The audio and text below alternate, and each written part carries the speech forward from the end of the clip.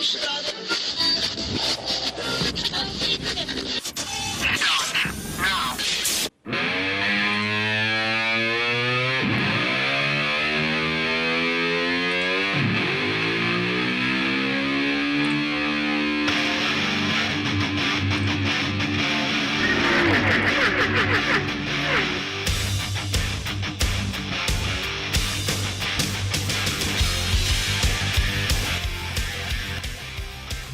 evening, everyone, and welcome. Welcome. My microphone has moved while I wasn't looking. It's actually just went down there into my chest. That's awesome. Welcome into the iRacing Today radio show where you can't hear me because my microphone is being an idiot. I can't wait till I have my new microphone stand all set up because then maybe, you could actually hear me. I'm going to have to move that in a second, but I'm sure everything is fine for now. But I looked down and there was like 4 inches lower than it was when I started this whole adventure. But anyway, welcome into the iRacing Today radio show, back straight on from surgery on my week off. This is episode 131 of the iRacing Today radio show. My name is Trevor Cameron. I am your host, and over there with the microphone that always stays where it's supposed to be, just like his face, which is now frozen, is Mr. Chad Dalton. How are you doing today, Chad, with your crappy internet that is going to cause us problems before we're done this, I'm sure? Doing great.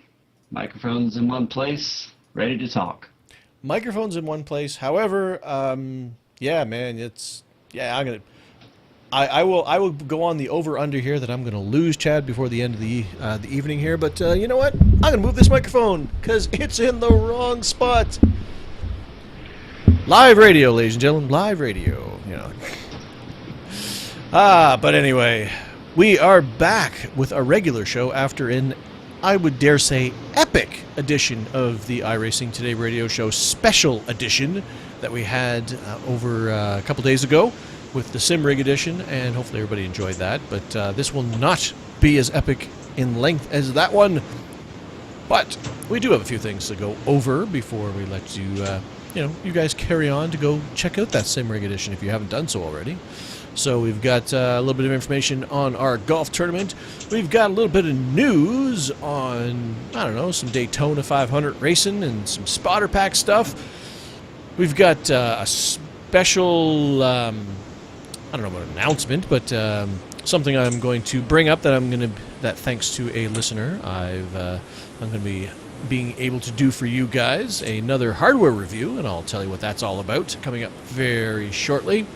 A little bit of track experiences, which I think is going to be pretty short, because I think there's only one. Oh, actually, no, I'm sorry. Chad, I remember from Chad's tweets that he did have an on-track experience, because he sent me a video of it and said, hey, did you see me do this? So Chad's got some on-track experiences, too. And his experiences ties directly into our rookie tip of the week this week, so we will talk a little bit about that. But, so anyway, moving into the actual show here, yes, I did have my eye surgery last week, in case you didn't catch the sim racing show, although we didn't have ourselves on video here. I mean, and they gouged out my eyes. I'm now a hideous visage of what I used to be. I mean, it's bad. I mean, it's been a week now. It's horrible. I needed to hide myself from you guys to make sure that I didn't scare you away from the show, is basically what I'm saying. But, no. Actually, I'm completely kidding. Haha, actually, I'm doing pretty good. The bruising is, it's mostly gone now, but it's not too bad. But everything is feeling a lot better. My weight restrictions are off this week, so I had a whole week where I had to, I know, the horror of it all, sit on my butt and not do anything, in order to heal up. And if there's one doctor's note that I'm going to follow to the T, it is sit on your butt, not do anything, and heal. And I did that so super well. But anyway, glad to be back with the show. Missed you guys last week, but let us move into the actual show of this week. And that, ladies and gentlemen, we'll start off with Chad talking about our golf tournament and that he's surprisingly not winning, which I don't know how that happened. Well, thank you, Lady Gaga. I will tell you guys about our show, Golf Tournament. It's ongoing, so if you own the golf club, PS4, Xbox One, or the PC, come on out and play.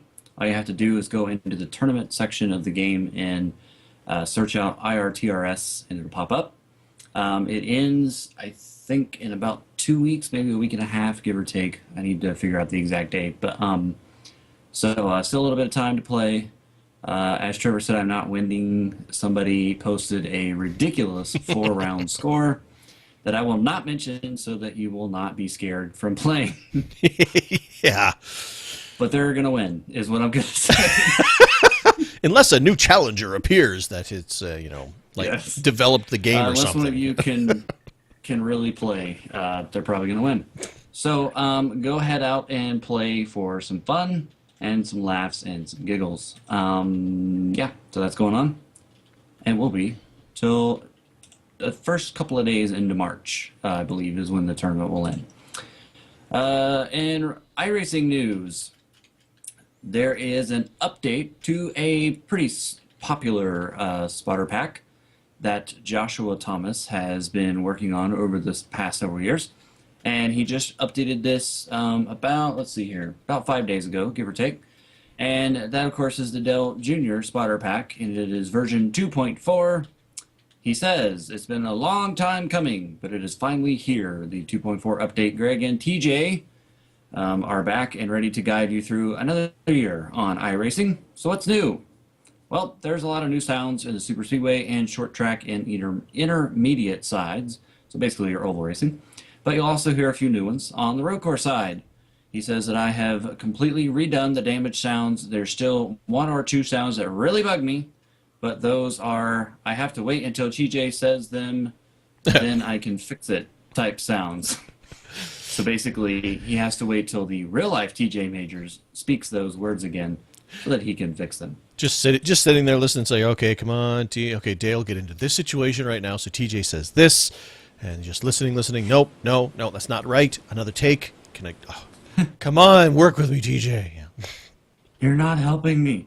But he says that nothing he can do about those until obviously he gets the correct sound bites. He says, I'm thinking about doing away with the VX.XX format and just going with the release date. Also, maybe updates more often instead of the big updates with 500 to 600 files, every so often. He says, I don't know why, but on the big updates, once I get close to the end, I start rushing stuff and cramming a lot of work in, but I'm not sure right now. Anyways, you all enjoy this update, and he'll have another one ready pretty soon. He says, I almost forgot, grab the iBuzzer update too, so that those of you that use iBuzzer, which has a couple of cool features, like counting down to your pit stall, by the way. Oh, really? He has some Dell Junior spotter packs that can work for that. And he gives you the download links and gives you a little bitty video to show you what he has. And then he gives you even actually some sound level best results that he recommends. So if you want to use those, you can.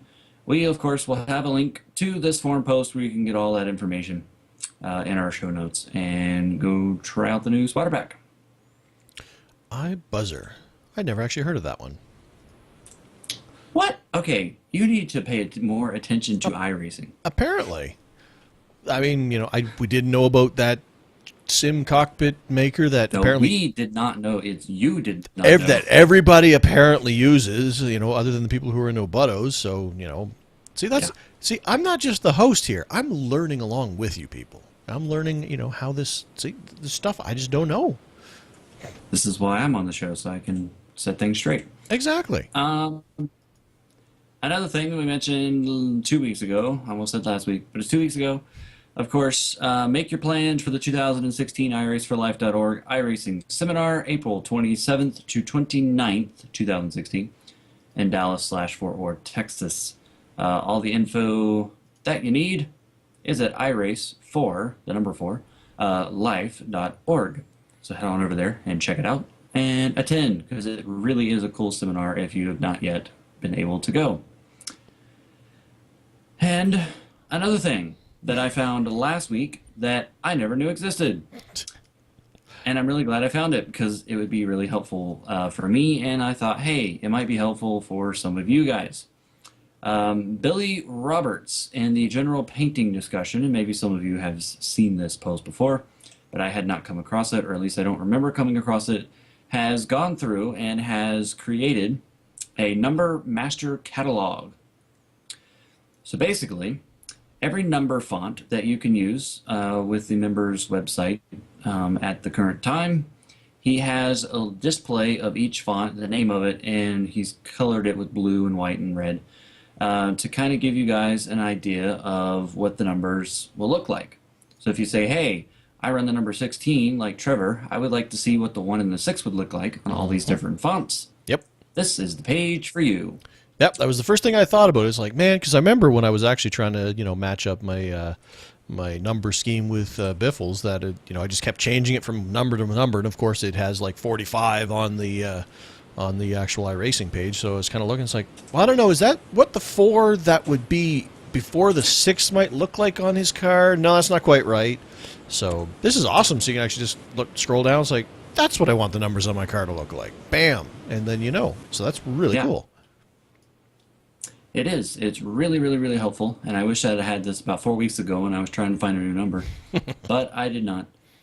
Anyways, just thought we'd share that. And as per normal, a link to this forum post will be in the show notes for you guys to go and check it out. Just looking at all the 7s because that's all that I need. And there's some pretty cool 7s out there. Just saying. Well, see, and that actually makes it a lot easier for you because it's like you don't even have to look. It's like, okay, well, there's the 1 over there. What would that look like next to this 6? No, you're all like, all I need to know, 7.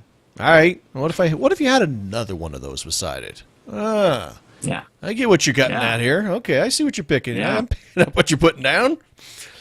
Exactly. And none of them look like the Greg Biffle 6, really, which is sad. I don't think any of them are. So special thanks to Billy Roberts for making this up and giving us the numbers to where we can have them. Now, apparently, a Jeremy Patterson has also taken all of the original PNGs and has put them in RGB versions. I assuming that this is for those of you that do custom paints, where you might want to look at your car number on the side in the custom paints when you're painting them up in Photoshop or whatever program you happen to use. So I haven't looked into those, but there's a link to that within this form that Billy made. So you can check it out and see what you might get out of that as well. Cool. Well, Pepsi. There's a font called Pepsi. There's a font? And it is cool.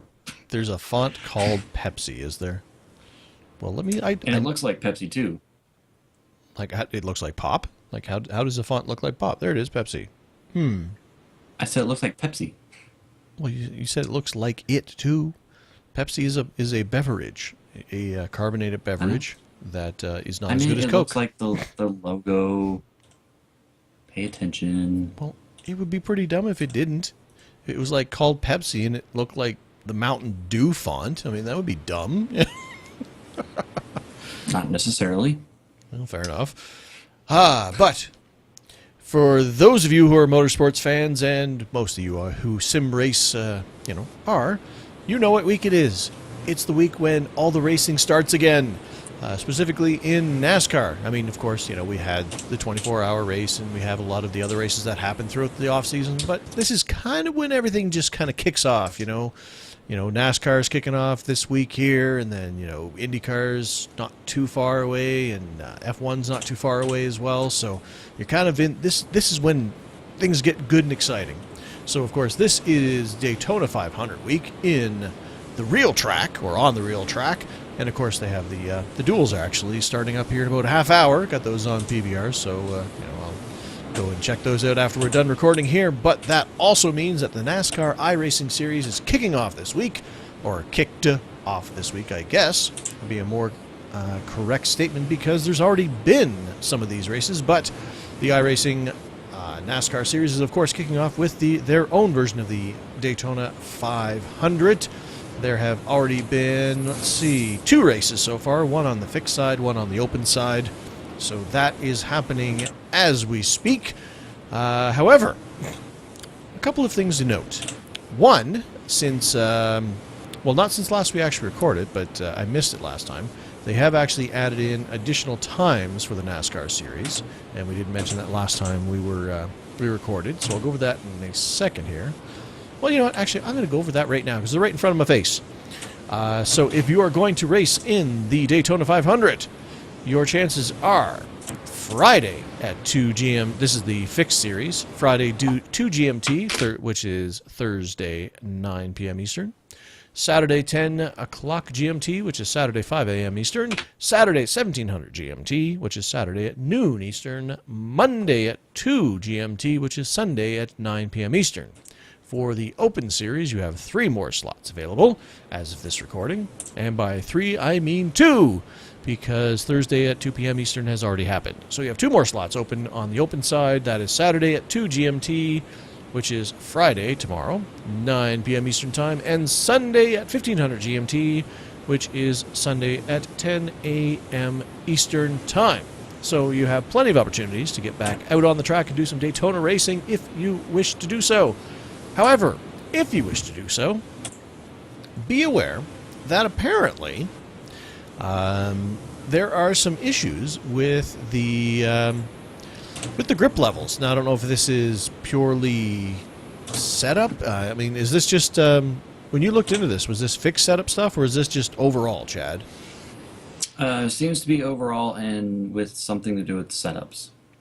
Okay, so apparently there's a lack of grip after a few laps running in the pack, which is causing cars to basically slide up or get really tight on the exit of 2 and 4, basically when they're coming up. And that's always been an issue when you're in the pack because of, obviously you don't have the the air's not on the nose of the car. So I've always noticed it pushes a little bit, but apparently it's people have been noticing that it's been a little bit too extreme, and when you're running in a pack of, say, I don't know, 30 cars, for example, if somebody pushes off the yellow line, that could cause a big disaster. So for now, I don't believe there's any fix per se, but be aware of it, I guess, and make sure that you realize that you might have to lift off of on exit of 4 and 2 more than you might need to under normal circumstances, or at least earlier in the run than you might normally have to. I mean, my experiences running these races, I've always had to lift a little bit anyway, just to make sure the car stayed down on the line. And when you're in the middle of the pack, lifting really doesn't kill your momentum anyway. You're lifting because you're not running, so you're not running over the dude in front of you. So, but apparently people have been experiencing some rather extreme tightness on the exits. So be aware of that. Don't be the guy that isn't aware and crashes into the rest of the field and has everybody mad at them, because nobody wants to be that guy. So be aware, be careful. Be careful out there. I mean, it's the first race of the season. You want to start it off on a good foot, and you don't want to be tearing up your stuff right out of the way. I mean, you don't want a ripped up race car to start the season. Nobody's budget needs that, So That's true. Anyway, so make sure that you go out if you want to have your Daytona 500 experience this year. Well, we're in the thick of it, so make sure you get out there before Sunday and get your race in. Unfortunately, I will not be participating in a 500 race this year, which makes me sad, because it's always one of my favorite races to do, and I was looking forward to it, but with the surgery, I have not had any time to really practice, and racing for 3.5 to 4 hours, my eyes are still a little bit easily strained, put it that way. Like I did a race on Sunday, which wasn't that far off from my surgery, but that was only like an hour and 15 minutes, and my eyes felt like they were on fire after that. And of course, when you're in the pack racing, then you don't blink a lot, I've noticed, and that's a bad thing for me right now. So I won't be doing a 500 race this year, unfortunately, but I will be back for some of the other special events, notably the Indy 500, probably the Talladega race, stuff like that. So, and I don't believe you're going to have a race in this year either, are you, Chad? No, because of the problem. Nah, that's not really the main reason. I might try to get into a race still. If I do, it'll probably be the open setup version, maybe tomorrow. I'm not sure. just because I would like to be able to adjust on the car. Because with the way that this has changed, this kind of issue that we're talking about, I've seen different people have different opinions. Some people think that it's okay. Some people are like, this blankety blank blank is broke, and I've seen a lot of different. I think personally something's wrong. It A lot of people have noticed, and I guess now that I kind of think back on it, I noticed this too, and I even kind of wonder. Now I'm not an expert, so don't take my advice for it, but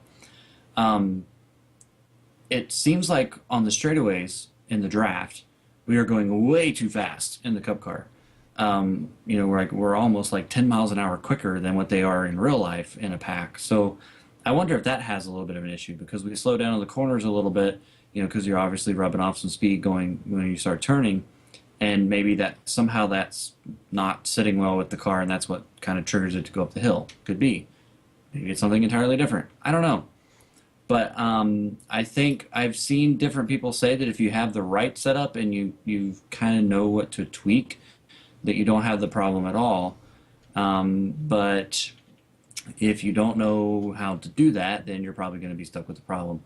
And it does require a little bit of a difference in how you handle it, so to speak. I, for one, did a Daytona race that we're going to get into after a while in experiences, and I experienced this problem a lot. And I was using an open setup, and I wasn't even really doing anything. I was just kind of going into the turn like you normally would in a plate track, and the car, especially when I was in the outside lane, and especially in turn 3. It was just like the wall had a magnet, and it just sucked me right into it, and there was really nothing that I could do. I wasn't, it's not like I did something wrong. I just drove normally, and it was just like, hey, wall, how's it going? Hey, wall, long time no scrape. Let's get together. Let's hang out. So I'm not thrilled by it, and you guys know I've been a little bit of an outspoken person on this anyways, where I am not thrilled with the way the draft model is recently, especially in the Cup car. It doesn't seem to be anything like what they have in real life. There might be certain things that are similar, but overall, nah. Those guys out there are having fun. And we're kind of stuck in this is stupid land. So somehow we've got to get from this is stupid to this is fun, where we can side draft and make everybody go slow and have the lead car get like 8 car lengths in front of everyone, and then form a freight train against the wall and go boop boop, all aboard, because who doesn't like that? So anyways, because if I don't race, it's going to be because of the issues and my dislike of the current draft model. If I do race, it's just going to be for the heck of it and trying to complete the whole race, because I have not done that yet, because I've only attempted one Daytona 500 in my entire iRacing career, and I think I only made like 60 or 70 laps until I got in a wreck. So it would be for that purpose. Now, I can tell you that if I do race, I would almost be tempted to start in the rear, which goes completely against my super speedway religion, but with the way that everything is right now, it might be the better call. Yeah, fair enough. Anyways, we'll see.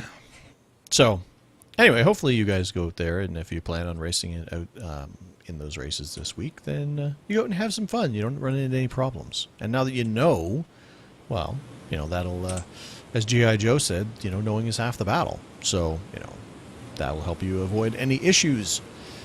So, on to a cool little thing that happened for me, and that is the fact that a listener of the show, and I will get a little bit more into the details on that later on, but listener John Hyde runs a simulation product business over in the UK, and he makes button boxes.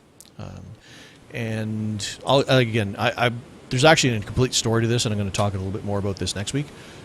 But he sent me one of his button boxes. He knew that I did not have one, and said, "Well, here's my story. Do you want me to send you one so I can him talking to me, so I can test it out for him and, review it and let you guys know what it's all about. So I have that button box in my possession. It's actually right behind me. It's right here. Let's see. Oh, you can't see it. Don't break it. I won't break it. Oh, wait, I'm out of focus. Oh, no. Anyway, so I have my cool little button box here. So I will be hooking that up when I move my cockpit around, as I mentioned on, a few times here, now that I'm going to be moving where my cockpit is set up. So once I do that, I'm hoping to have a place where I actually hook that thing up and attach it and try it out, review it for you guys. I will mention that the cool thing about it is the fact that there are two things that are going for it. One, he's kind of targeting the beginner, I guess the people who are just getting into sim racing, or people who don't want to put a lot of money into button box. Like some of the stuff that Derek Spear does is, there's some, we talked about it on the sim racing, show. A lot of people use his stuff, and there's some really cool looking button boxes. On the sim racing show? The sim rig racing. I don't know, the sim rig show. Isn't man. that what this is? I don't know, the sim show.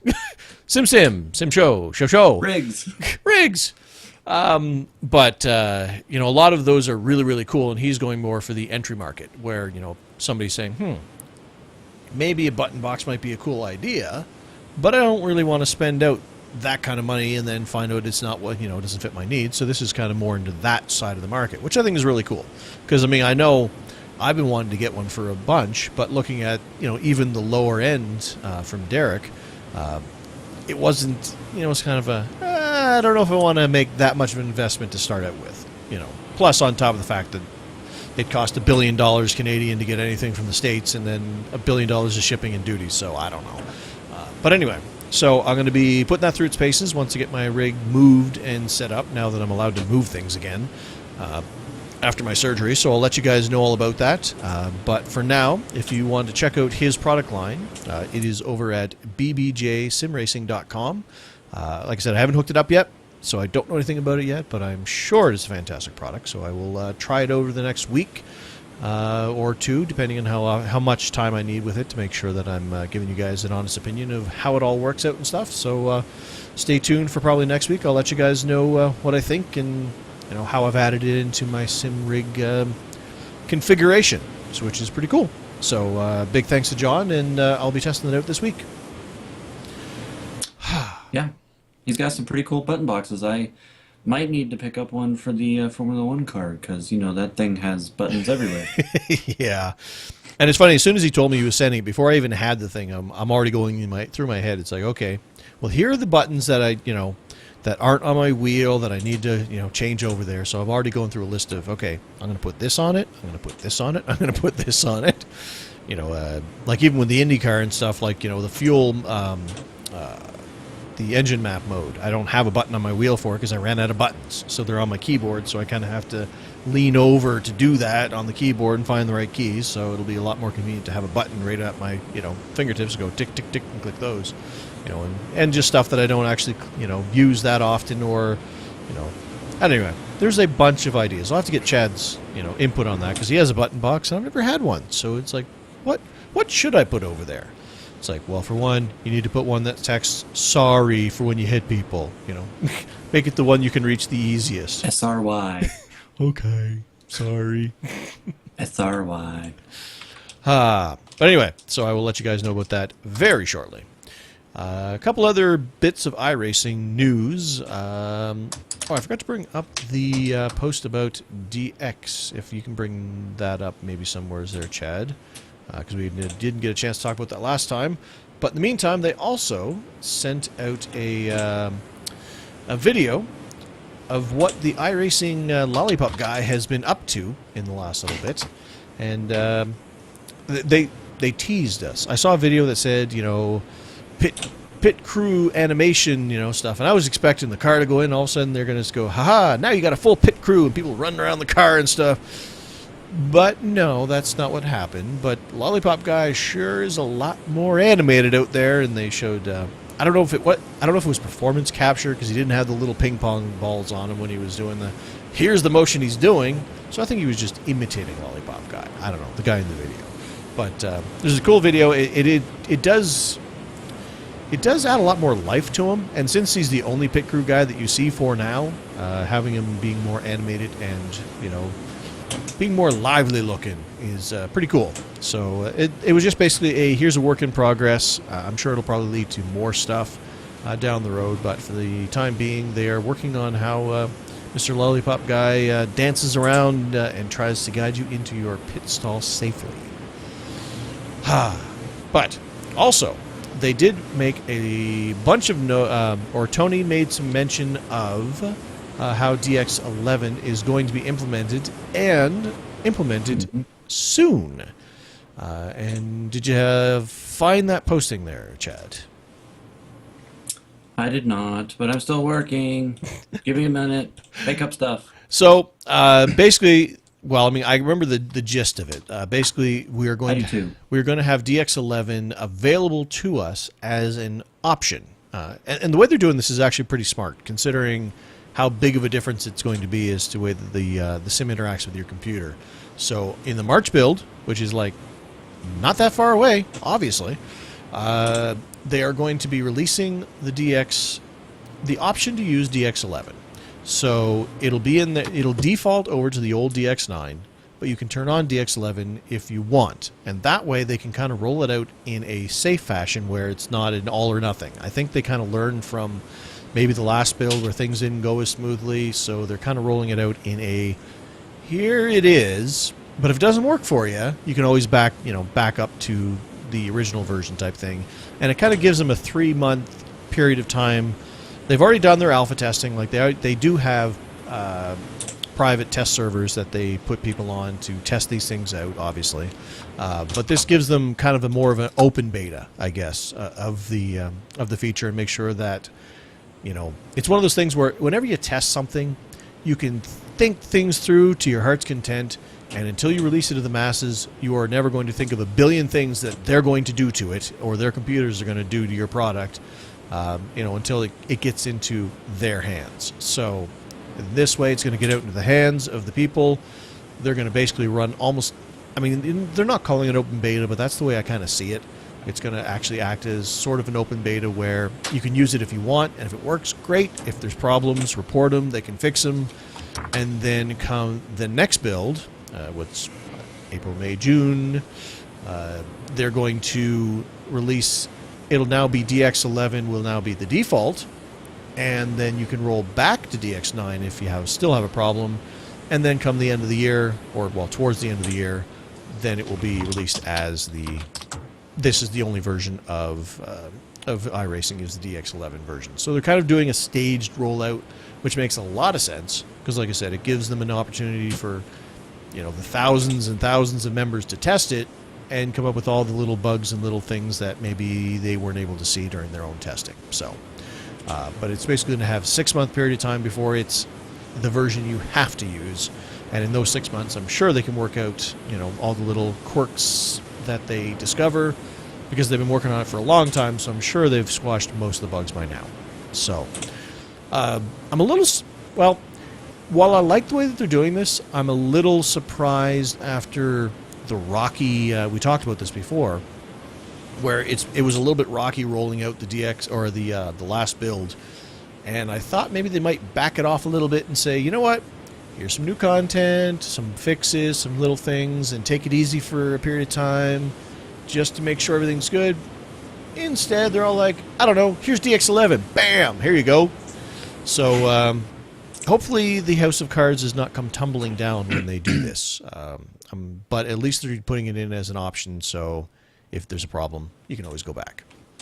So I found it. And I probably just read everything that was in it anyway, out of my brain. Probably. Would you like me to read the exact post? Well, if it's all the words that I just said, then, that would be... Well, it kind of is, but not really. It's not very long. I can read it real quick. All right. Yes, okay. Go ahead. Okay, Tony Gardner, and I quote, "Our major graphics engine upgrade from DX9 to DX11 is going very well, although testing and work continues on various odds and ends. The massive list of work we had to do is pretty small at this point. Our current plan for the March build is the sim will default to the current graphics engine, which of course is DX9, as Trevor said. However, we are happy to say you should have the choice to load DX11 in the March build and try it out in your races or in your testing. You can go back and forth between the two if you want, or if any issues arise with one or the other.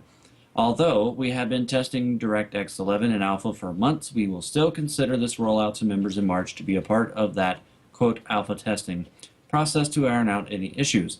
Hopefully, there are few or none that you will have, but you will have DX9 to fall back on if you need to. Then our guess is in the June build, will be reversed. DX11 will become the default, as Trevor said, and DX9 will be the alternative option. Then late in the year, or certainly at some point, we will stop supporting DX9 as it would be very inefficient to keep developing for both. Additionally, DX9 at that point would be holding us back graphically and performance-wise. Appreciate your patience during this process as we migrate iRacing from 9 to 11. Thank you. Good racing. Which is, I mean, and I'm really looking forward to this because, especially considering that I went ahead with the graphics card update that I did recently, which, handles everything iRacing has, has thrown at it so far. So I'll be ready for it when this comes out. I don't anticipate I'll have any problems. It's a pretty high-end graphics card. And as we discovered during the Sim Rig Racing show on the 16th, I didn't want to make sure I didn't call it the Sim Racing Show, that a lot of you are running the same card I am, which is the GTX 970. So if you use that as a sampling of what the iRacing audience is actually using at this point in time, that seems like the card that a large portion of them are using. So hopefully we won't have problems, because if I have problems, well then I got bad news for you, iRacing. A lot of people are going to have problems because they're all running the same card. So, yes. But one thing that I will say, now that we've kind of gone through all that, is that I think personally that I agree with this move. I am like Trevor a little bit on how I wish they would kind of take the time to fix some things, but maybe they still will. But I think rolling it out as a kind of an alpha testing stage to where everybody gets it, because that seems to be the issue where they test. Okay, great, let's launch. Oh no, it all broke. So if they release it to the masses and let everybody experience it on their own unique computers and in their own races, maybe that'll help, crush bugs quicker if they pop out. Yeah, well, and like I said, that's the thing. I mean, you can think of all the scenarios. Like, I used to work in product verification, so it's one of those things where you try to think in your brain all the things that people can do to to your product, and you're never going to think of them all. And then day one you release it to tens of thousands of people, and they're going to come up with tens of thousands of things that you didn't even think of. So. Yep.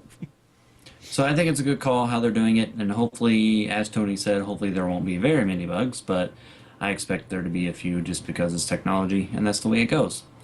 Yep. But looking forward to that. Also, kind of scared how that's going to kill my system. Well, I mean, I don't think. I mean, it runs pretty good right now. I mean, of course, you have the triples and stuff. So, but I'm sure it'll all run fine.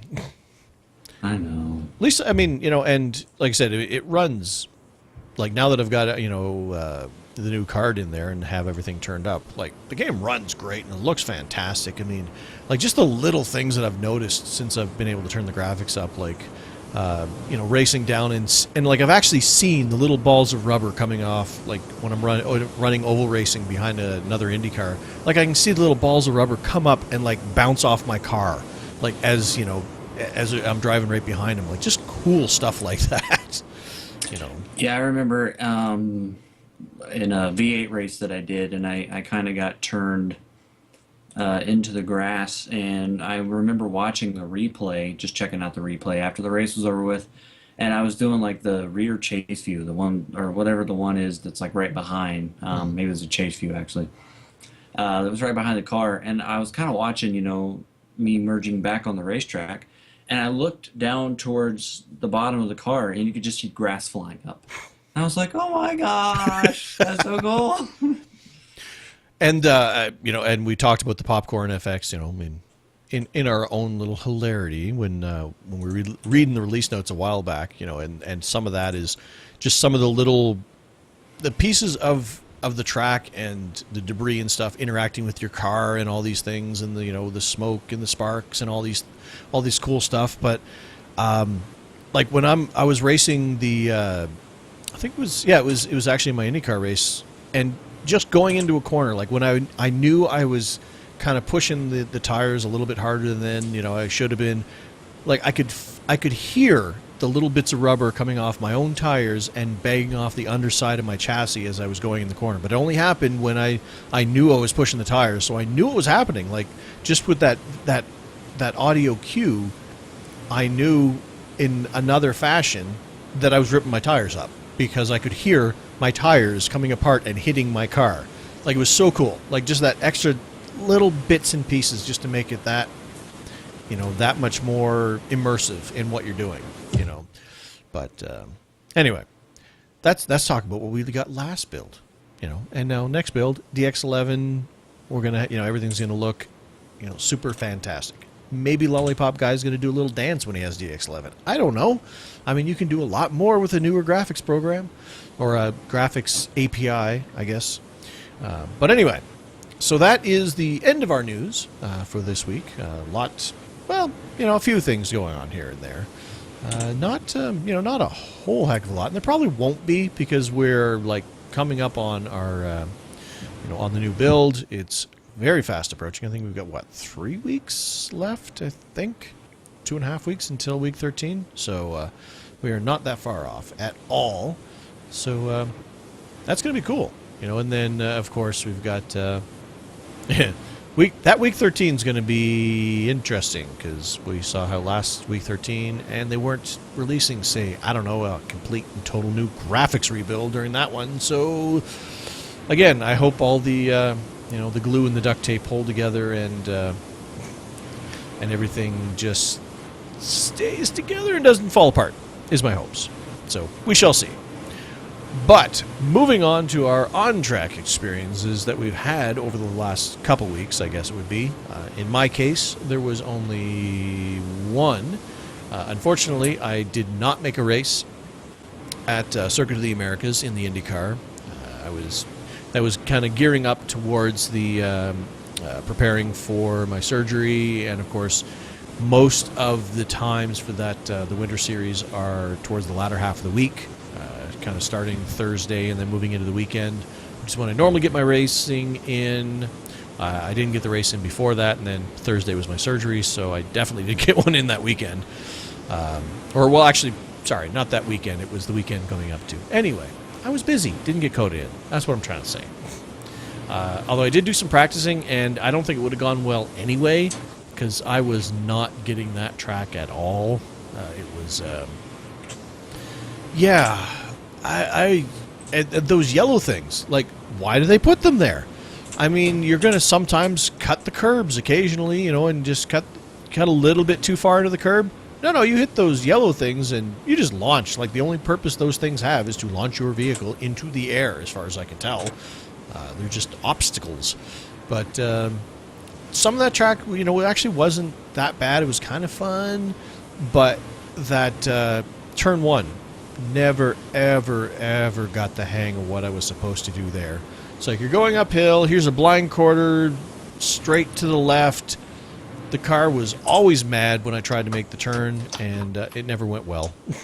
But anyway, didn't get a race in. It was my first race that I actually missed during the Winter Series so far, so I was disappointed. I was hoping to make all 25 weeks, but unfortunately I did not. So I did, however...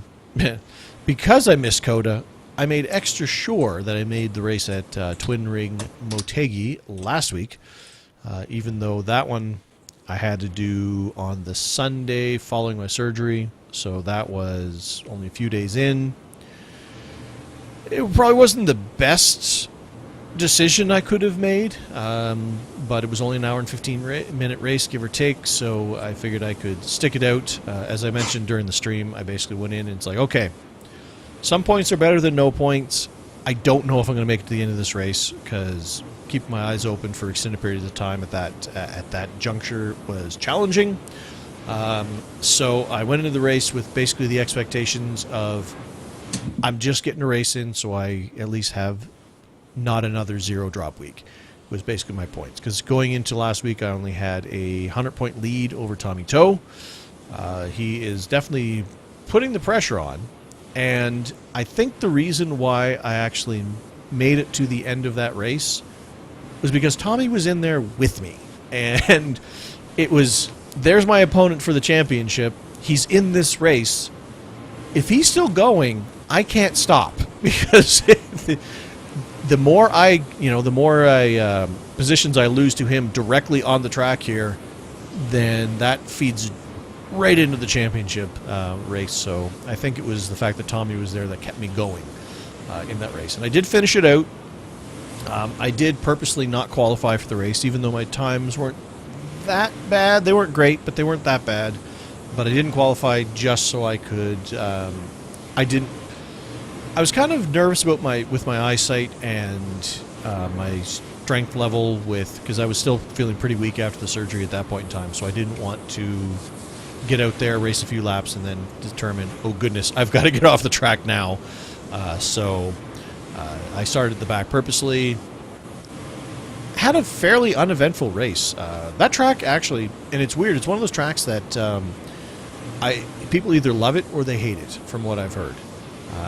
I am actually in the camp of at least racing the IndyCar. I really liked it. Like, I wish I had had more time to practice it, because it's like Japan's Darlington, because it's an oval track, but both ends of the track are very different, and they require a very different approach to them. Like, you're going to go through, basically almost flat out through 1 and 2. But you're not through 3 and 4. Like 3 and 4, you're definitely lifting, unless I got the track backwards. No, that's right. 1, 2, 3, and 4. So you're actually having to lift and use the brakes, which you don't do in the IndyCar, really, when it comes to oval racing, unless it's like super short track stuff. And this is a 1.5 mile track.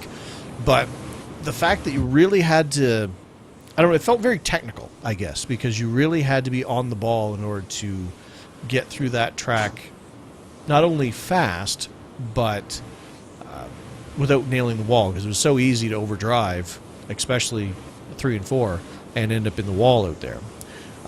But it was also really cool because, like, I was racing around guys, and like, because the sides of the track were so different, like, there was one guy I was trying to pass, and like through 1 and 2, I was so much faster than him, so I'd catch right up on him and be ready to set up a pass but not quite make it. But he was a lot better than me in 3 and 4, so that I'd lose time to him. So that I'd gain it all back in 1 and 2, and then lose it again, so I could never really get by him. So I had to use pit strategy in order to pass that guy, because I couldn't pass him on the track because we were so different in our skill levels on the other side, different sides of the track, which was really cool. Anyways, a really fun track. I really, really liked it. Started at the... basically started shotgun in the field. I think there was one guy behind me. Where did I start? I started 18th. Nope, I started last. Start last on the field out of 18 cards. End up trying some pit strategy here and there. It got me by the one guy that I couldn't pass elsewise, but that's about all I was able to pull off. In the end, for the last... probably call it... Well, actually probably the last third of the race, me and Tommy were actually basically nose to tail. And he had gained some on me, and then I'd gained some on him, and then through the pit strategy, I ended up starting the last stint not too far back from him, probably about, I don't know, call it 10 seconds back from him, I think, once I got up to speed, and then spent like that whole run chasing him down. And I was actually running him down, and towards the end of the race, like, I was within a second, but unfortunately, as we were kind of going through, we had the leader come up on us, so we had to let him by, because, he was the leader. We weren't going to get in his way, even though we were racing each other. So we each tried our moves to try to let him by with as little room as possible, so that we didn't lose to the next guy. And then I tried to use the leader as a pick to try to get back up on Tommy, but I couldn't. And it was actually this really cool, really great battle. And it was neat, because here are the two guys who were running for the championship in Division 8, basically duking it out for position right on the track, which was really cool. So in the end, he beat me by I think a second and a half, I think it was, because we had some traffic that was, we were laps down to that was battling it out. So they kind of got between us. Not their fault. It was, they were racing their race, we were racing our race. So I didn't quite catch him, but which was unfortunate. He finished in 10th, I finished in 11th, both 2 laps down, with 0 incidents, which was actually pretty cool, which was great to have. Actually, looking through our entire race, basically almost everybody had no incidents except for the guys who had like serious problems and were, many, many, many laps down and out of the race kind of thing. Because it was really easy to scrape that wall, but not, everybody kept their cars under control, which is which is, good on them because it was hard. Especially you had to start lifting a lot or a fair bit and doing some pretty good throttle control through 1 and 2 in order to keep it off the wall. And then 3 and 4, you could enter that corner all kinds of wrong and not hit the brakes the right way. I think I would have actually had a much better, if I had another 50 laps under my belt to practice, I think I would have got a much better finish out of this race because 3 and 4 was the key.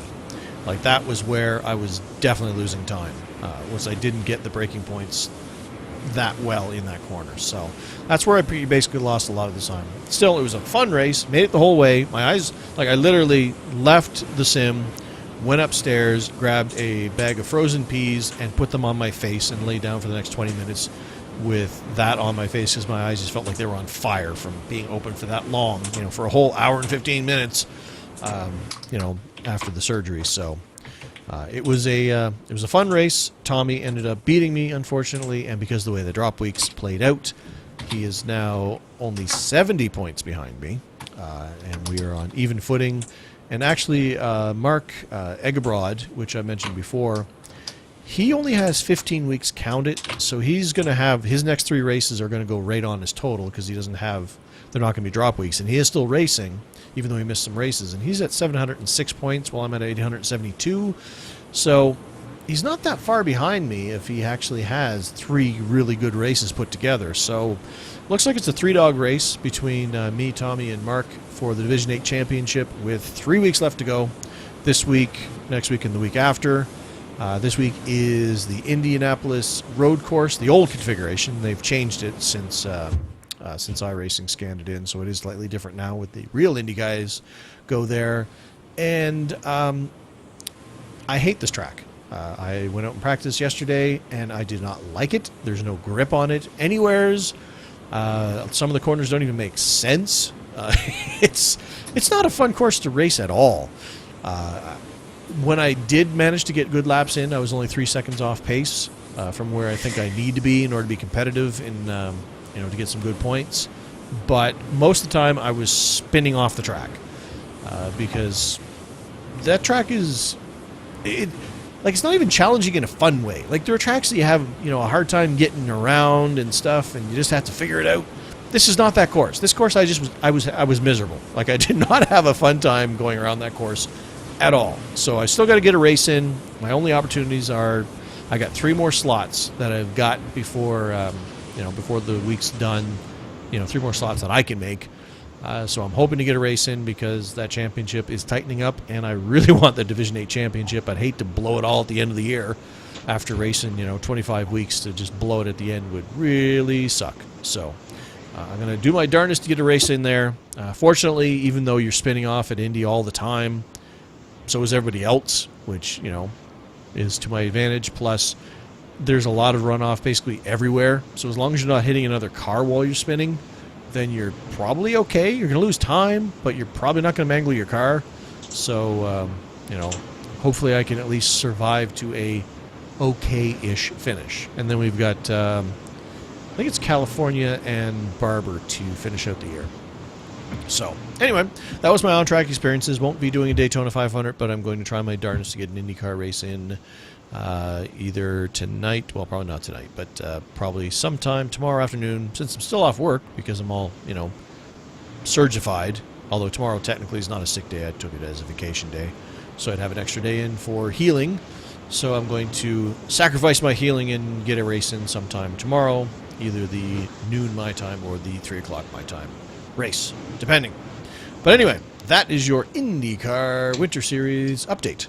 So, I've talked for a whole bunch while Chad's been bored and checking the laundry and checking his texts and Twitter and stuff. What did you do out there on the track there, Mr. Chad? First of all, I did not check my laundry. But I did do 2 races, actually. I did the Thunder Series race and the ITSR Series that races on Thursday nights, which is that nationwide car, or the B car, or whatever you want to call it, Xfinity car now. And I did that due to the fact that we were off last week with our show. Figured that was a good window of opportunity to do it. I was actually going to try to do it again tonight, and they postponed the race until next week. Boo. So I'm not going to be racing. I think that was because of the NASCAR stuff going on. Can-Am duels. That's why we have DVRs. Like I said, they're happening right now while we're doing the show, but I'm here with you guys because technology means I can watch it later and cut out the commercials. So, or you can be like me and just not watch it at all. Ah. So I did join in with them. They were at California doing the night race. It was 75 laps. Not a lot happened. It was a very green-ish race. I think we had 2 yellows, one of which ended the race under yellow. I started in 6th place, and I continued to struggle a little bit with getting back into this car. Not like that I'm doing horrible, but I can't find the exact feel to it. But again, I'm only racing like the one-off stuff, so it's not like a big deal. It's not like it's crucial that I learn how to drive the car because it doesn't really matter. And started 6th, like I said, on 4 tires. I just didn't seem to get up to speed as much. And during one of the long green flag runs, I actually took 2. And that really brought the car to life for me. On 4, it seemed like I was really tight. On 2, it seemed like the car was much looser, and I was able to drive it a whole lot better and kind of fit into my style a little bit more. We had a yellow. I had 3 yellows, actually, now that I think about it. But we had a yellow towards the end, like, I don't know, the last 20 laps or something like that. And so we kind of had this little shootout, 15-lap shootout to the end. And I ended up taking 4, although I kind of wanted to take 2, but I just felt like 4 might end up working better, and that was not the case. I probably should have tried 2 and just to see, because, I'm not racing for anything, so I could have seen if I would have done anything productive. But on that restart, I think I restarted 3rd and was with the 4 tires, and it just took like forever for the car to like really get into a groove. I mean, it probably took almost the entire run, and we got down to the last couple of laps, and I felt like the car just started to settle in on 4, and I was battling for 2nd place with Tim Johnston, and we were side by side as we entered, or were going to enter turn 1. And the yellow came out, which ended the race under caution, and iRacing claimed that I was just barely ahead of Tim, and so I ended up getting second place, and never really got to try to go for the win at the end there. So that was one race I did. It was just for fun, just because we weren't doing the show, and I was able to jump in and race. So that'll kind of be that way in the future. If we're not doing the show on Thursday, I'll kind of jump in and go, "Hi, I'll race." Well, but yeah, I was going to say, but you had the perfect opportunity this week, except for you already mentioned that they postponed it. Because you would have had the chances. We're recording early, but I know. Sad. So the other thing that I did was our Talladega race that we were trying to put on for the show did not really work out that well. So the few of us that were there decided somebody else was hosting a Daytona room as kind of practice for the 500. And this is where I rediscovered the issue that we talked about earlier with the setup and the grip levels and stuff, because it's been there for a while. It's just, I think, become a bigger deal now. And but during that race, something came out of it that Trevor and I are going to quickly kind of go over, just our thoughts behind it, if you will. And what happened was crash avoidance and mad skills. No. So myself and Scott Feltenhausen and John Hensley were in there, and I mean, I think there were other people that we know, but I didn't really look at the list of people that were in there. But And I think there were other people there. Well, I saw at least there were more people in there with you because there was a lot more smoke than the three of you could have made. So yeah. And we all kind of started near each other, and John ended up, and of course he'll be the first one to tell you, John ended up out qualifying me, so he was all excited about that.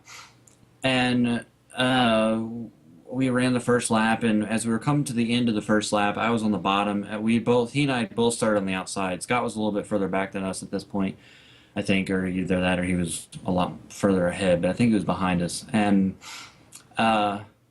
so we were coming around to the start finish, and I had gotten to the bottom. John was still on the outside, and I kind of said, come down, and he started to come down. And he almost hit someone, and so he kind of panicked, and I was like, you still come down, and so he came down, got him down into the bottom lane. So I was following him.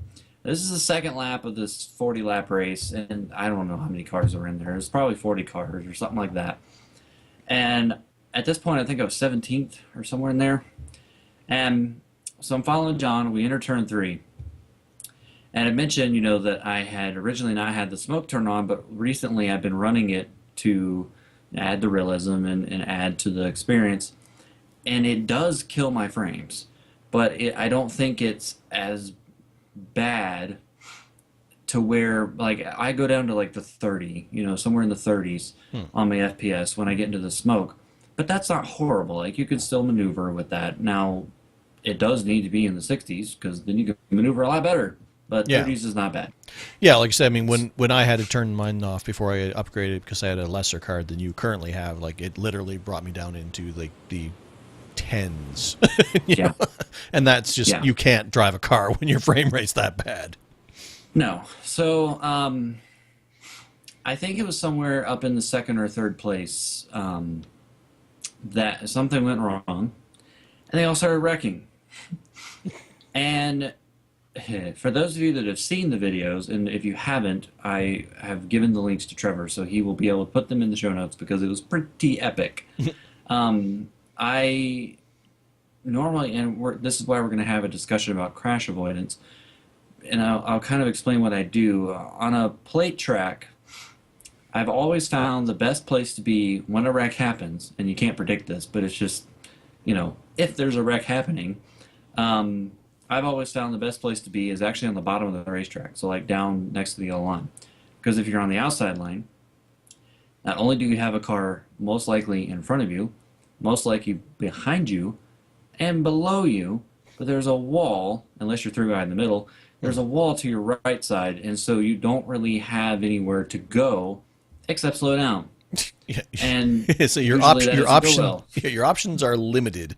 It's like, well, can I go further right? Nope, that's a wall. Yeah. So when you're on the bottom, I think you have more room and more, ideas about where you can go if you need to make rash decisions. And in this particular race, I saw the smoke, and the smoke just literally filled up pretty much all three of my screens on my triples. It definitely filled up the center monitor. It filled up a good chunk of the right monitor. The left monitor was probably the most empty so far as smoke goes.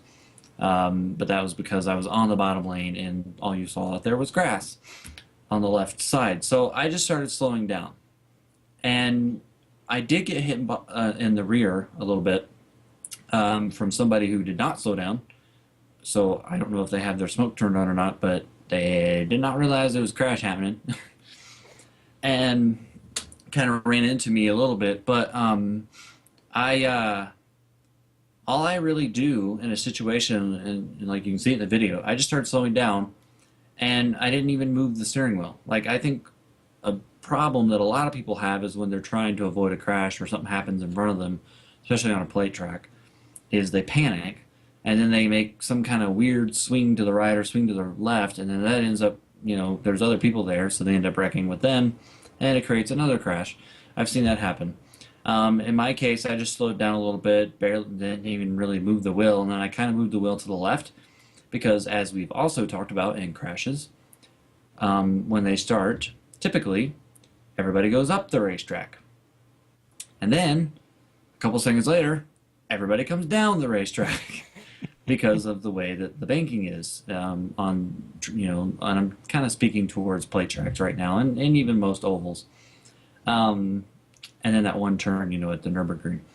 And Everybody just goes in there and just crashes and just wipes down the track. yep.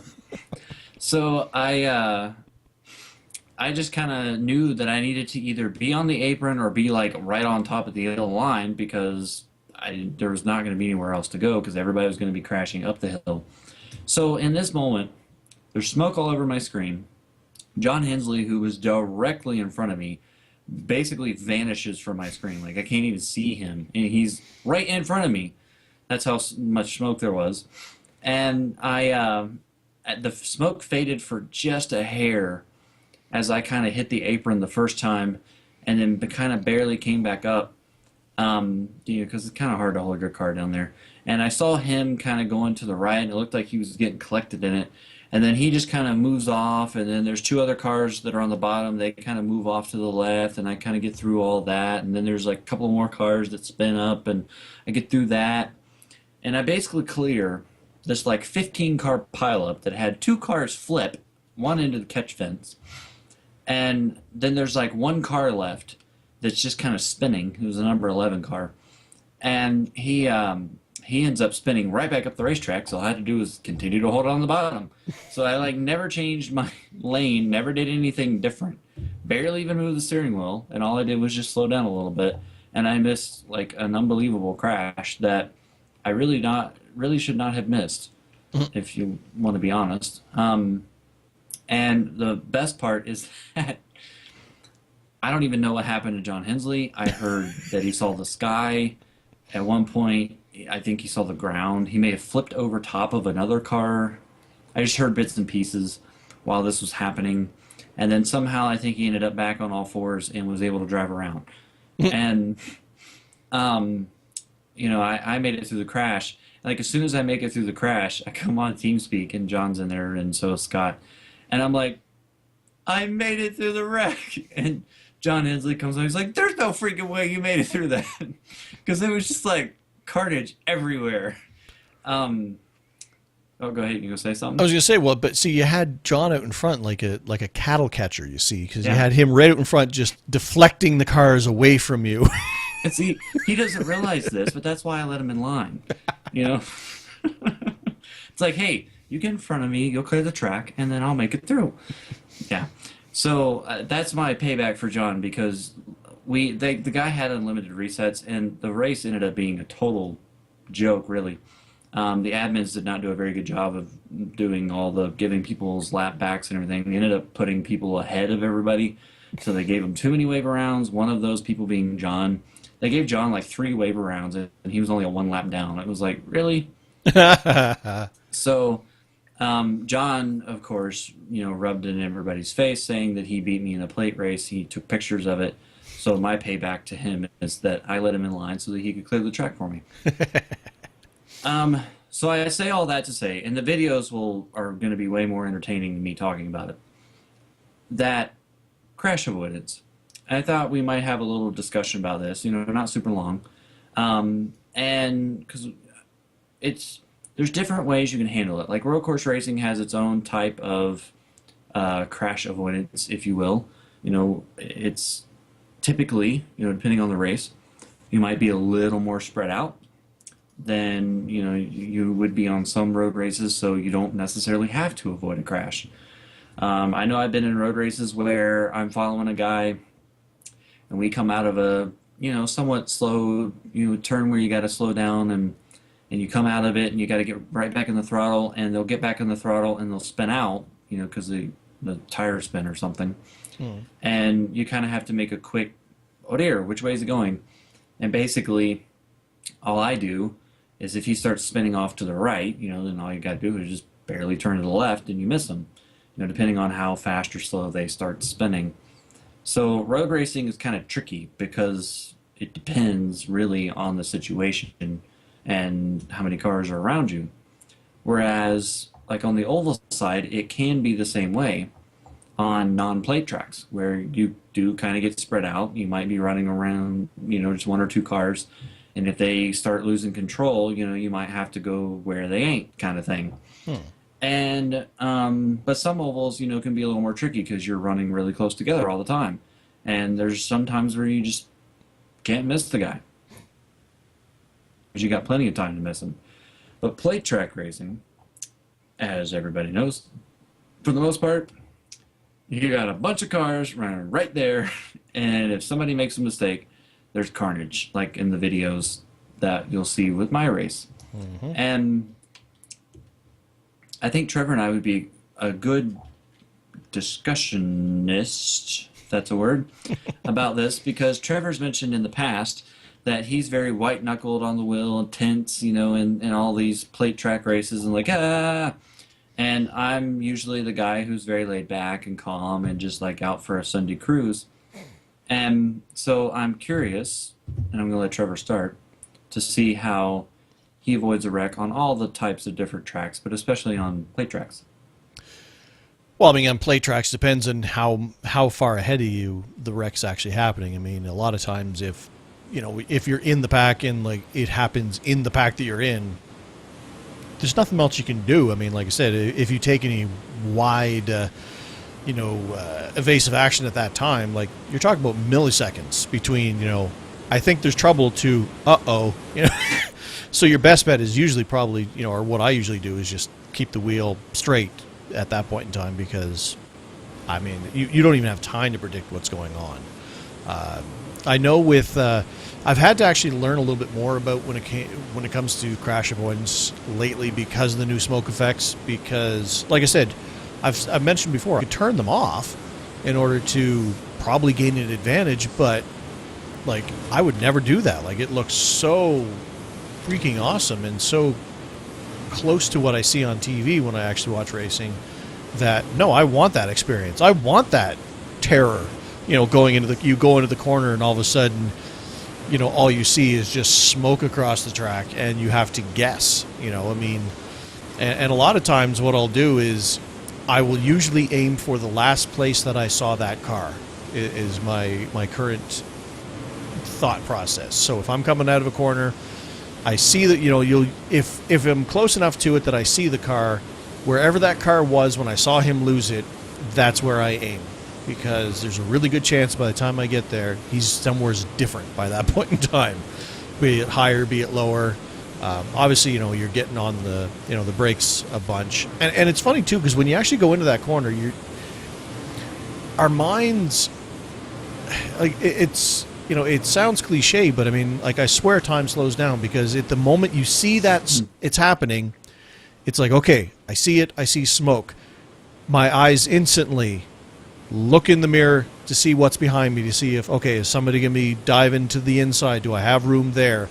I take in the mirror, I take in the relative to see if there's somebody at like 0.0, to see if there's somebody beside me.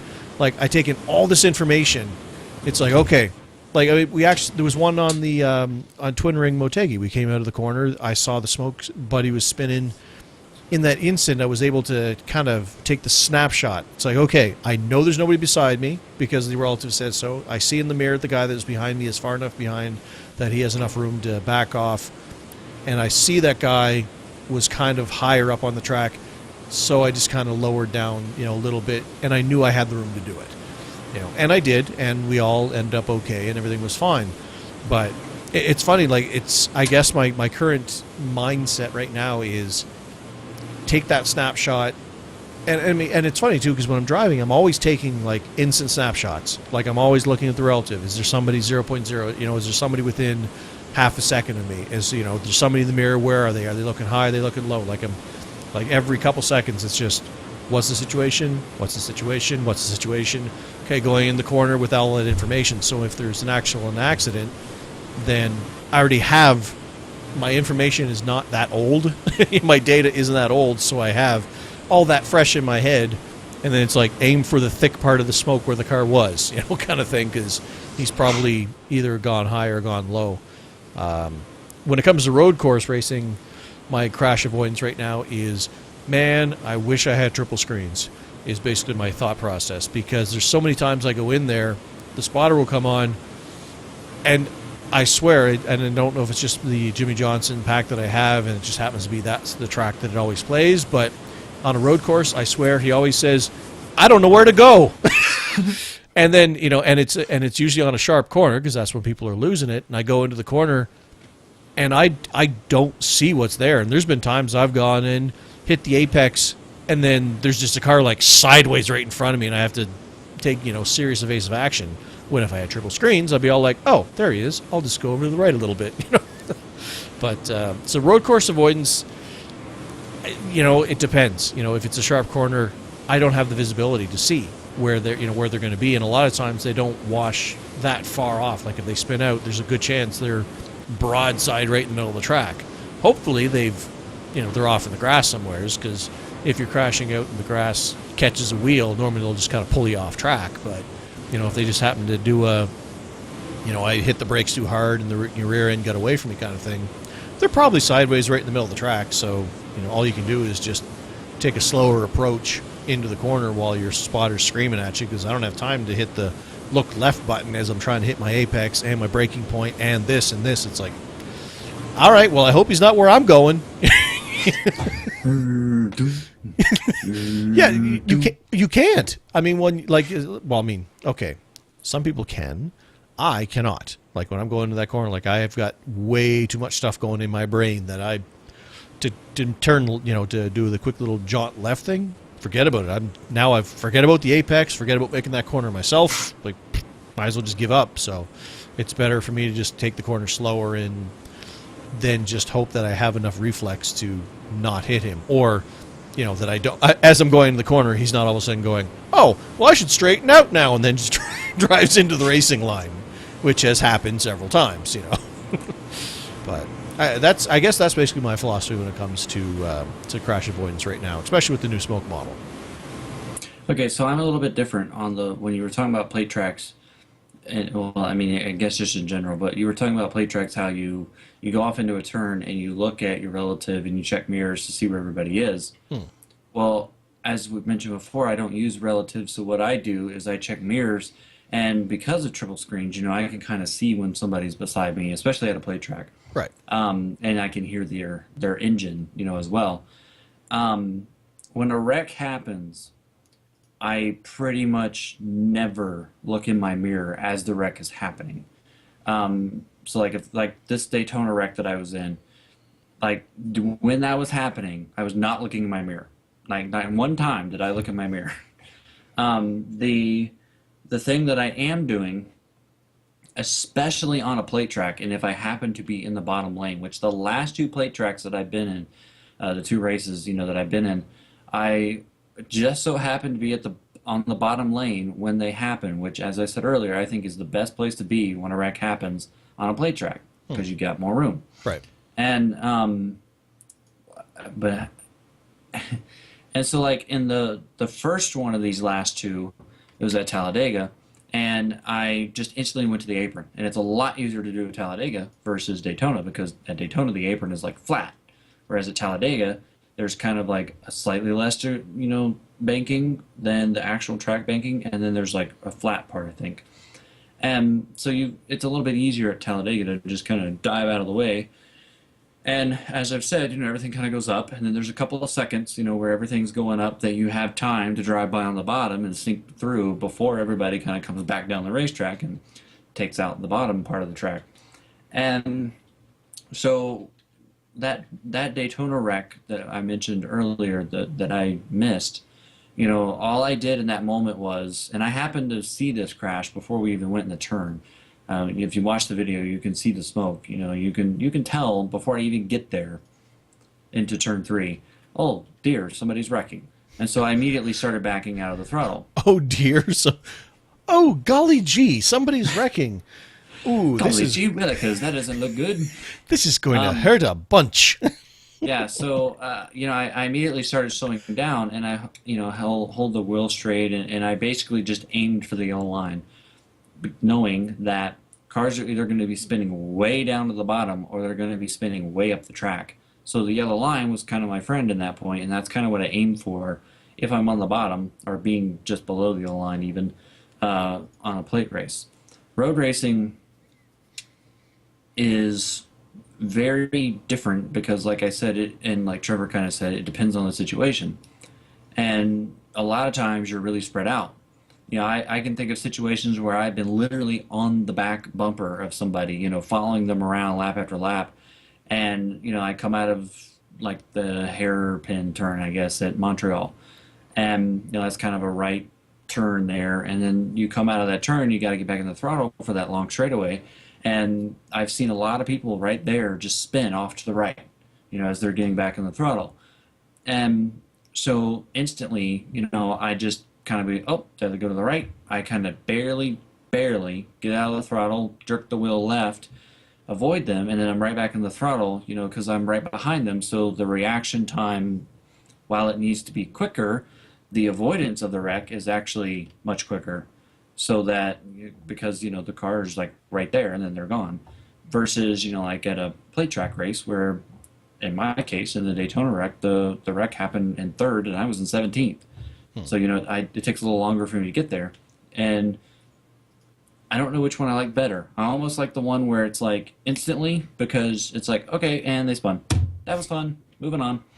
And then the one like at Daytona is, and they're wrecking. And now there's more people wrecking. And now and here I am. I'm in, and I made it through. Or, oh dear, I'm dead. Happens because there's a lot of time that happens between when the crash starts and when you actually make it to the crash in situations like that. On regular oval tracks, it really is kind of the same thing. It just depends, on the wreck. If a car starts spinning on an oval and it's a pretty good banked oval, like a Bristol or a Dover, that car is going to spin upwards, probably, more than likely, and then come back down. Mm-hmm. Or they're going to start, depending on the crash, they might get spun off to where they go off the bottom of the racetrack, and they kind of spin into the grass, and then they're going to come back up because their momentum is going to carry them that way. So for me, I've been in a lot of different scenarios where I've seen a lot of different wrecks, and I've even been in them, at some point. Sometimes I've missed them, and I've seen all kinds of different styles of wrecks. And honestly, I've just learned, and I guess my tip for me on this is each time that you see a wreck, the thing that I do, and we've told you guys before, or, not like instructions, but, like, here's a tip, is what I mean. That when you're racing someone and you're right behind them, don't watch them. Because if they make a mistake, then you'll make a mistake. Mm-hmm. Well, what I found that I do, if there's a wreck, I actually find myself, Trevor mentioned he watches the mirror and checks his relative so he can see where he can go. I actually find myself watching the wreck. Not because I want to be a part of it, but because I want to know how to not be a part of it. Watching the wreck, it's like, ooh, that looks fun. Yeah, let me turn right into it. Hey, guys, bang. Like my whole point is I actually watch the crash because then I get an idea for where everybody kind of is. And like with the smoke, it does make it a little bit more challenging, as you'll see in the video, because it's like, I don't know, I was behind John Hensley and now he's gone. John Hensley's not there anymore. And I don't know where he went. Oh, there he is, and say a prayer for John. Let's see if I can see where John goes. Okay, so there's John watching the video. Okay, you going into the corner. Okay, there's John. Watch John. Smoke. John. Oh, I totally watched him the whole way through. He disappeared for a little bit. Yeah, except you weren't driving the car. Well, there's that.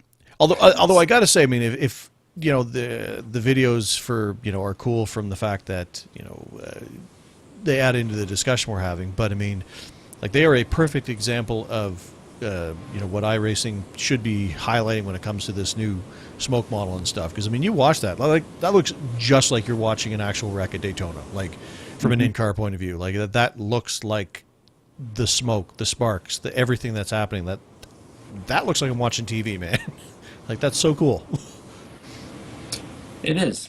So yeah, I don't know. That whole crash just kind of made me think, we could talk about crash avoidance. And I'm kind of curious, what some of you guys out there do when, a big crash, like at a plate track or a road or, just a normal oval happens. how do you react to it? Do you watch the crash? Do you do like what Trevor does? Do you look in your mirrors, check to your sides, to see if you've got room to avoid? And, what do you do to kind of try to miss? Now, obviously, sometimes you try to do everything you can to miss and you just don't miss it. Well, yeah. But sometimes you do miss it. And it's funny too, because as I was describing what I do on the track, it kind of reminded me, like, that's kind of how I actually drive. Like, when it comes to my, when I'm actually out in my actual street car, like, the only accident I've had head on where I've hit something was when a deer jumped out from a ditch in the middle of the night and I had no chance to avoid it. But I'm the only accidents I've ever had is when people hit me. And I've actually found that, like, anytime I see a situation happening on the road, and, it happens, like, the very first thing I do, like, I have enough confidence in my ability, I instantly analyze the situation. I know what I'm going to do to not be part of an accident that I'm seeing ahead of me, or to hit the guy that all of a sudden hit his brakes, or whatever the case may be, or ice and stuff. The very first thing I do is I look in my rearview mirror to see what the guy behind me is doing, to know whether or not I have to take avoiding action on him. Because I've already planned out exactly what I'm going to do to not hit the guy ahead of me. But the very first thing I always do when I'm in my car, and it's happened a bunch of times, I mean, I've been driving for a lot of years, is I always look in that rearview mirror to see what he's doing. Is he reacting? Do I have to avoid him too? And I didn't even actually click until we started talking about this, because that's what I do on the track, because that's what I do in my street car, and it's helped me avoid a lot of accidents, let me tell you. Now, in my street car, I do the same thing. I actually, today, coming home, I had a truck in front of me that started slowing down, and they were trying to turn off of the road we were on, and it was kind of an awkward, like, there was a turn lane for him to turn so he could get out of the main road, but it was kind of an awkward way to get over there. And so he slowed down a lot more than I thought he was going to. So I slowed down. And like the instant thing that I did once I realized, like kind of like what you just said, I have the confidence in what I'm doing. I immediately looked to the person behind me, because I had just been at the red light before that. And it was a young girl driving, and she was like rocking out to her tunes. And I'm thinking, I wonder if she's going to pay attention. So I immediately looked, to see if she was paying attention, and lo and behold, she was. She actually slowed down. I was impressed.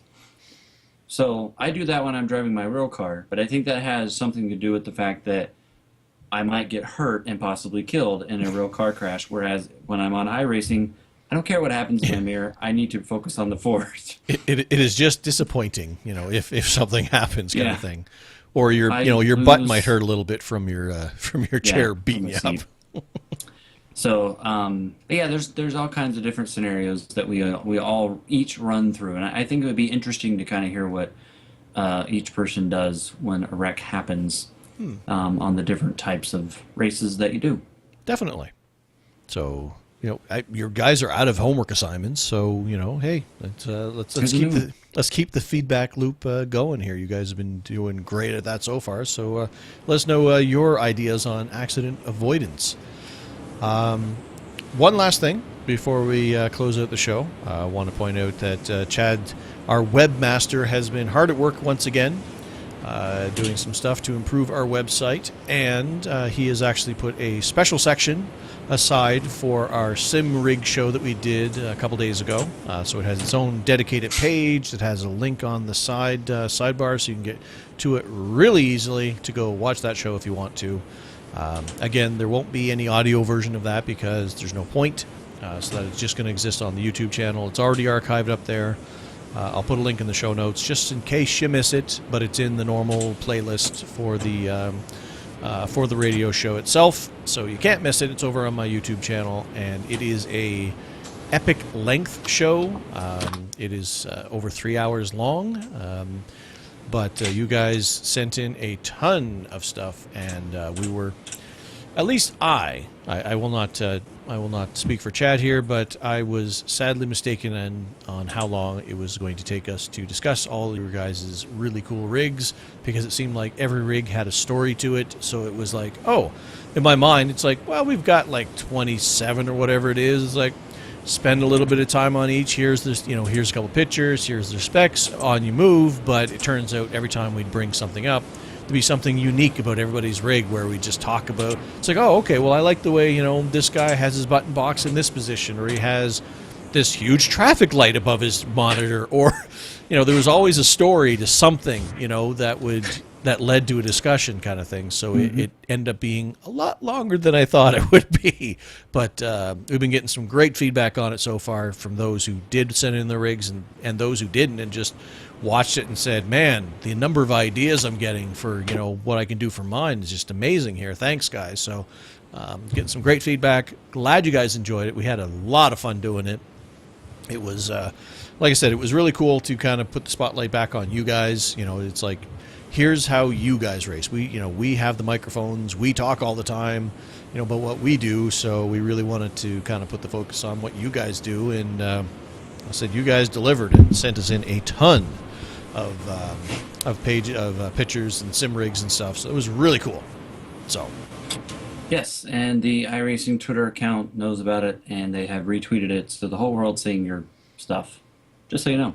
Yeah. And if you are on Twitter, and because the actual official iRacing Twitter account has retweeted our show about it when Chad tweeted out, they retweeted that. So, hey, if your rig was on there, or if you enjoyed that show, they saw it, they know about it. Maybe let them know on Twitter and say, hey, that you tweeted that thing out. I saw it. That's pretty cool. Maybe, they know we're here. But let's let them know that. Let's make sure that they know that that we're here. You know what I mean? So, it's all about getting our names out there. They still haven't hired me yet. The job posting's still open. I don't know. So no further update on that yet. They haven't told me I'm not hired because they haven't hired anybody else yet. So, we'll see. One last thing I will mention about the website. When you go there, as Trevor said, there's a picture in the right sidebar that kind of links to it. You might want to refresh the page once you get there, just in case, to make sure you have the full updated one. Just tossing that out there. It may work fine, but just hit refresh just to make sure. Yep. Always refresh because, things change, man. And sometimes websites decide not to bother updating themselves because, hey, technology, it don't always work right.